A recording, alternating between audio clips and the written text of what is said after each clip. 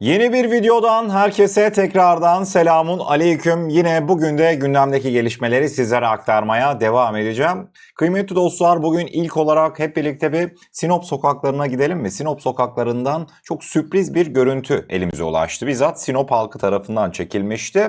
Çekilen görüntülerde Siper 2 oldu tahmin edilen hava savunma sistemlerimiz doğru test merkezine gidiyordu Sinop'ta bulunan. İsterseniz o anlara şöyle bir güzel bir bakalım.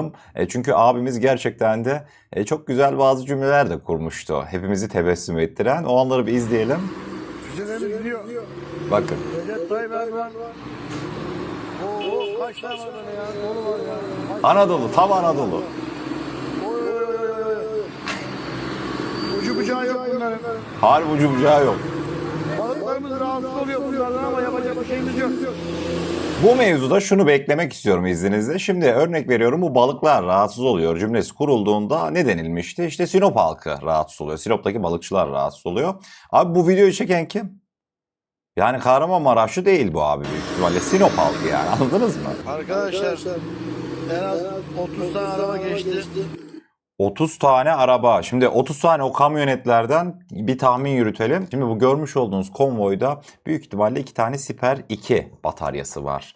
Yani Siper 1-2 bataryaları 13-15 araçtan oluşur. O işte araçlarda görmüş olduğunuz sistemlerde güç ünitelerinden tutun füze fırlatma lançerleri, devamında füzeleri taşıyan, Siper Blok 2 füzelerini taşıyan kamyonlar derken 13-15 tane sistem var. Birbirleriyle işte koordinasyon kurmasını sağlayan kamyonlar falan filan. Yaklaşık 30 tane saydıysa Sinoplu abimiz, büyük ihtimalle 2 batarya Siper 2 gidiyor. Niye Siper 2? Siper ürün 1. Zaten şu an envanterde seri üretimde harıl harıl üretim devam ediyor. Sinop'a da teste gittiğine göre şu an mevcut durumda Siper ürün 2 artık bu yıl içerisinde Türk Silahlı Kuvvetleri'ne teslim edilmesi bekleniyor. 150 kilometreden fazla menzil olacak bu görmüş olduğunuz büyük ihtimalle hava savunma sistemi olan Siper Blok 2'nin. Siper Blok 1'ler 100 kilometreden fazla menzile sahipti ve şu an envanterdeydi.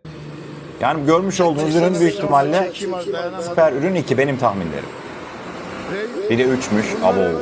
Sinop'ta balıklar rahatsız olsun diye gönderiyor buraya. Ben biliyorum. Yapacak bir şey yok. Dosta güven, düşmana korku verecek. Bundan sonra Abi şey diyordu. Yunanistan düşünsün. Allah. Ey maşallah. Normalde çekmeyecektim diyordu da dayanamadım diyor. Merak etmeyin kıymetli dostlar. Ne oynayacak herhalde bu hafta? Yani gizlenmek isteseydi zaten üstü örtülürdü bunlar. Dost düşman görsün. Bir de o değil de Sinop halkının rahatlığa ne demeli? Vallahi hiç kimse rahatsız oluyor gibi değil yani. Onu belirteyim. Ey maşallah. Artık haftada kaç tane böyle kamyon geçiyor, hava savunma bataryası, çeşitli işte ne bileyim Tayfun diyelim veyahut da farklı roket sistemleri her hafta geçiyor yani. Yani bu memlekette doğup büyüyüp okuyup eğitim alan çocuklar, mühendisler, teknik personeller çaycısına kadar onlar yaptı bu ürünleri. Dayımıza da selamlar, sevgiler. Evet kıymetli dostlar, Sinop'tan gelen güzel görüntüler sonrasında hep birlikte şimdi dedim ya, testler devam ediyor Sinop'ta. Sinop halkı normal olağan alışmış. Tabi abimiz ne demişti videodayken? Dosta güven, düşmana korku. Artık Yunanistan düşünsün demişti değil mi? İşte kıymetli dostlar, Türkiye'nin gerçekleştirmiş olduğu savunma sanayi ürünlerindeki test faaliyetleri Yunanlıları gerçekten de telaşlandırmış vaziyette. Mesela bugün karşımıza çıkan bir haberde Yunan gazeteci ve savunma analisti Paris Konvontopoulos diyormuş ki Türkiye'yi her zaman yanlış okuyup küçümsemekte ısrar ediyoruz gibi. Türkiye'nin balistik füze testleri yaptığı duyurusuna Yunanistan'da gülenleri görüyorum. Hatırlatmak isterim ki Türkler savaş uçağı yapacaklarını söylediklerinde de gülenler vardı. Artık gülebiliyorlar mı bilmiyorum diyor. Bu gerçekleştirilen test faaliyetleri Yunanlıları belli bir vakte kadar güldürüyordu. Çünkü niye ciddiye almıyorlardı? Görüntüler henüz servis edilmemişti. Belki de biz öyle istemiştik. Fakat görüntüler servis edildikten sonra Aha da aklı başında çalışan 3-5 böyle sayılı Yunan vatandaşları bakın nasıl doğruları söylüyor. Milli Muharip Uçağı Kaan uçuşu gerçekten de bir devrim niteliğindeydi. Onu da belirteyim. Bu siperlerin işte Tayfunların test görüntüleri falan daha paylaşılsın. Uzun bir süredir sessizlik hakim. Görün siz. Daha Yunanlılar neler neler yazıp çizecek. Devamında Yunanistan'ı sadece gerçekleştirmiş olduğumuz ürün test faaliyetleri korkutmuyor. Asıl Yunanistan'ı şu dönemlerde korkutan en büyük unsur nedir kıymetli dostlar? Türk Silahlı Kuvvetleri'nin özellikle de hemen böyle Yunanistan'a bakan cephede Adalar Denizi kıyılarında gerçekleştirmiş oldukları o dünyada eşine benzerine çok zor rastlanan efsanevi tatbikatlar. Hatırlayacağınız üzere geçtiğimiz haftalarda Efes 2026 tatbikatı daha yeni tamamlanmıştı. Ben de oradaydım. Daha kıymetli dostlar, Yunanlılar Efes 2026 tatbikatının şokunu üzerlerinden atamamışken bugüne geldiğimizde hemen 3-4 gün sonra şu an başladı Deniz Kurdu 2026 tatbikatı ama 3-4 gün sonra Allah izin verirse Deniz Kurdu tatbikatına katılacağız. Ben de orada olacağım. Çok özel görüntüleri yine sizlerle buluşturacağım. Takiplerinizi, desteklerinize buradan şimdiden talibim ama oraya geçmeden Yunan basını diyor ki Deniz Kurdu 2026 Yunanistan Silahlı Kuvvetleri Türkiye'nin en büyük deniz tatbikatı için teyakkuzda diye bu şekilde bir haber girmişti. İşte 4 Haziran'da başlayacak olan Büyük Türk Havacılık Tatbikatı Deniz Kurdu 2 2026 ile birlikte Ankara'nın Ege ve Doğu Akdeniz'deki söylem ve hareketlerini kademeli olarak tırmandırdığı jeopolitik açıdan özellikle önemli bir dönemde Yunan Silahlı Kuvvetleri operasyonel alarma geçti diye bu şekilde Yunan basını bir haber girmişti. Haberi devamında bu şekilde videoyu durdurup gerekirse okuyabilirsiniz. Yunan Silahlı Kuvvetleri alarma geçmiş. Alarm da ne alarm? Neyse. Tabii şimdi Deniz Kurdu tatbikatından bahsettik. Kıymetli dostlar Deniz Kurdu tatbikatında hangi atışların gerçekleştirileceği, hangi ürünlerin test edileceği de yavaş yavaş netlik kazanmaya başladı. Mesela Akya ağır sınıf torpido Roketsan üretimi, Atmaca gemi savar füzesi, Midlas'tan yani Milli Dikey Atış Sisteminden Hisar D hava savunma füzesi ateşlenecek. Yani Hisar A'nın denize entegre edilmiş versiyonu milli lançerlerden çıkanlar var ya işte o test edilecek. Devamında Temren lazer güdümlü füze ve TC Anadolu'da kalkış yapan TB3 SİHA'lar tarafından MAMLE ve MAMT güdümlü bombalar atış gerçekleştirecek. Zaten ben özellikle de hani TC Anadolu'nun şöyle balkonuna falan çıkarsak yani Bayraktar TB3'ün canlı canlı iniş anlarını, vuruş anlarını sizlere gösterebileceğiz nasipse. Gerçekten çok heyecanlıyım ve devamında da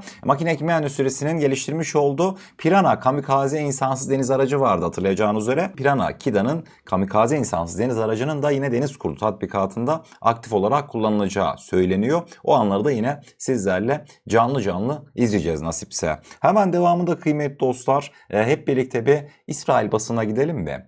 İsrail basını da son girmiş olduğu haberlerinde ne diyor? Türkiye Orta Doğu'yu sarsacak silahlar üzerinde çalışıyor diyor. İddialı bir başlık değil mi? İsterseniz şöyle haberin detaylarına bir bakalım. İsrail basını diyor ki Türk Savunma Bakanlığı silahlı kuvvetlerini yerli üretim gelişmiş silah sistemleriyle donatmaya devam ediyor. Türk Savunma Bakanlığı Sözcüsü Tuğgeneral Zeki Aktürk haftalık basın briefinginde havadan fırlatılmak üzere tasarlanmış bir süpersonik balistik füze olan İHA-230'un kara kuvvetlerinin envanterine girdiğini duyurdu. İHA-230 150 kilometreden uzaklıktaki hedefleri vurabiliyor.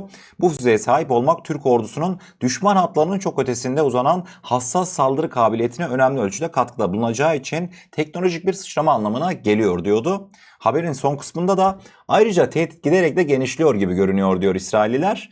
Roketsan 500 kilometre gibi etkileyici bir menzile sahip hava konuşlu bir balistik füze olması beklenen yeni nesil 300 füzesinin geliştirilmesi üzerinde de çalışıyor diye İsrail basını korkusunu bu şekilde dile getirmişti. Şimdi burada ne dedik? İHA-230 150 kilometre öteden süpersonik hızla hedefini vuruyor. Zaten test anlarında izlemiştik İHA-230'ların. Kıymetli dostlar 150 kilometre pek İsrail'i ilgilendirmiyor gibi gelebilir. Çünkü niye? Türkiye kendi hava sahasını kullanırken İsrail Tel Aviv'e bir atış mı gerçekleştirecek? O zaman kaç kilometreleri konuşmamız lazım? 500-600 kilometreleri veyahut da 400 kilometreleri değil mi? Çünkü Hatay ile mesela Tel Aviv arasındaki uzaklık kuş uçuşu bu şekildeydi. Fakat kıymetli dostlar ne zaman ki tehdit böyle 450-500 kilometrenin ötesine çıkıyor bizim geliştirmiş olduğumuz balistik füze sistemlerinde o zamanki İsrailler ahanda diyor bu füze bize layık. Yani bu füzeyi bizim için yapmışlar. Anladınız mı? İyice artık bir nasıl desem turnusola döndü. Bir füzenin menzili Türkiye'nin duyurmuş olduğu 400-500 kilometre ise veya da bunun üstünde ise İsrailler aha da bu bizim füze. Biz bununla tanışacağız diyor. Böyle bir algı var gerçekten İsrail basınında. Bugün son olarak da şöyle makine kimya endüstrisinden sizlere milyarlarca dolarlık yatırım yapıldığı haberini vermiştim. İşte makine kimya artık 3 farklı şehirde Kırıkkale, Kırşehir, Samsun'da devasa fabrikalar kuracak. Çarşamba'daydı Samsun'daki. Bundan sonra artık %5000'lere varan bir üretim artışları söz konusuydu. Makine kimya endüstrisinin yapmış olduğu bu devasa yatırımlar meyvelerini de vermeye başladı. Karşınızda şu an sadece son bir ay içerisinde Türk Silahlı Kuvvetleri'ne veyahut da Savunma Sanayi Başkanlığı bünyesindeki firmalara verilen makine kimya üretimi ürünler görülmekte. Sadece son bir ay içerisinde. Görmüş olacağınız üzere mesela Kara Kuvvetleri Komutanlığı'na işte 76 milimetrelik milli deniz topu Denizhan 7.'si üretildi en son. Bu gerçekten de kritik bir ürün. Hani şu ismini vermek istemedim, bazı ülkelerin bizlere saçma sapan örtülü ambargo koyup daha sonrasında vermeyin biz daha iyisini sadece 12 ayda yaparız deyip makine kimyanın gelişmiş olduğu Denizhan topu vardı. İşte o. Akabinde işte türlü sistemler, hava kuvvetlerine mesela uçak bombası teslimatları da sürüyor. MK-84, MK-82. Deniz Kuvvetleri Komutanlığı işte makine kimya Mod 48 el bombası, sis kutusu. Savunma sanayi ortaklarına da artık mesela BMC Altay tank silah sistemi verilmiş. Fırtına obüs ekipmanları derken böyle liste uzayıp gidiyor. Yani şöylesine bir dönemde seri üretim bu kadar önemliyken makine kimya endüstrisinin bu seri üretimindeki devasa artış gerçekten de mutluluk vericiydi. Son olarak da bu gelişmeleri sizlerle paylaşmak istedim diyorum ve bugünkü videomuzun sonuna gelmiş oluyoruz. Eğer kanalımıza ilk defa gelmekteyseniz kanalımıza abone olarak bizlere destek olabilirsiniz. Videomuzu gerçekten beğenmişseniz aşağıda bulunan beğen butonuna basarsanız bizleri oldukça mutlu edersiniz. Kendinize çok iyi bakın. Allah'a emanet olun. Her şey istediğiniz gibi olsun. Sağlıcakla.